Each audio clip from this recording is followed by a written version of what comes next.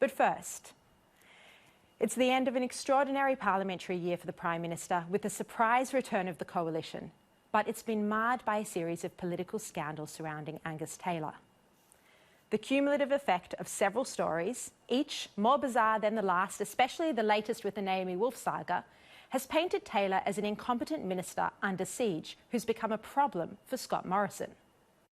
Of course, I recall seeing and meeting Ms Wolf at New College in Oxford during my time there. I was not in Oxford among the people warring against Christmas in 1991. The ABC's flagship current affairs programme, 7:30, last night even questioned why Taylor should not step down. Whether it was an accident or not, how is it not a breach of ministerial standards, and why shouldn't Angus Taylor step down? Sensationalism from the ABC aside, it's worth looking at whether Taylor is in fact incompetent and whether there are grounds for him to step aside. What has he actually done wrong? The document claiming the City of Sydney spent $15.8 million on travel has been doctored somewhere. This either happened at the City of Sydney or in Taylor's own office. With metadata showing the document had not been altered since it was first uploaded to the City of Sydney's website, the pressure has firmly been on Taylor. So why would Morrison stand by his minister?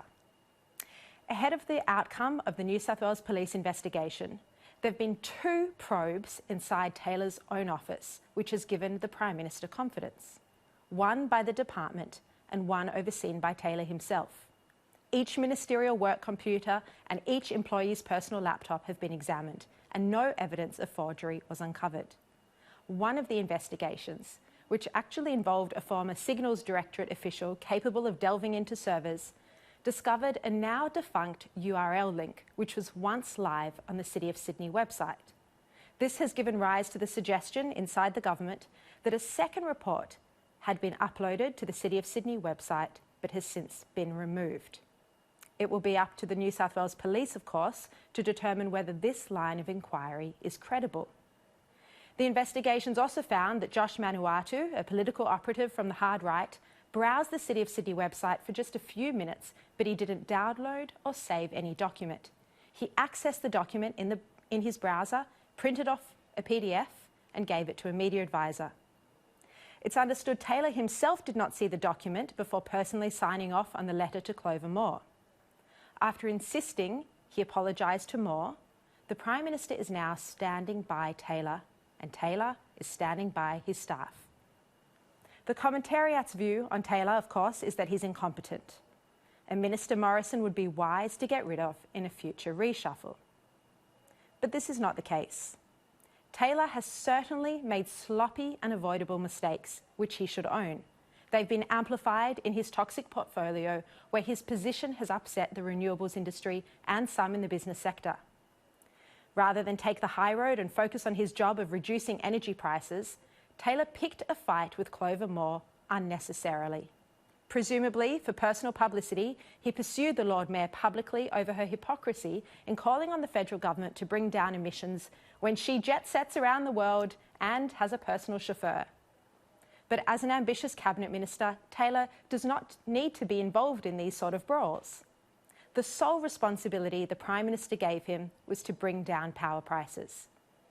At a press conference on Thursday, Morrison ran through what he considers to be Taylor's list of achievements, including stabilising power pricing and, ever so slightly, reducing emissions. At this stage, there's no evidence that Taylor has done anything wrong. There is no sackable offence. The hysteria from the likes of 7:30 and The Guardian is misplaced and premature. The New South Wales Police investigation is continuing, and until there is evidence that the document was doctored in Taylor's office with the intention of influencing public office, influencing Clover Moore, which would lead to criminal charges, there is no cause for him to step down. But you can't reverse the burden of proof. And if it eventuates that the now defunct URL link once housed a separate City of Sydney document that contained the inaccurate figures, this media campaign against Taylor will have been the latest example of the politics of personal destruction.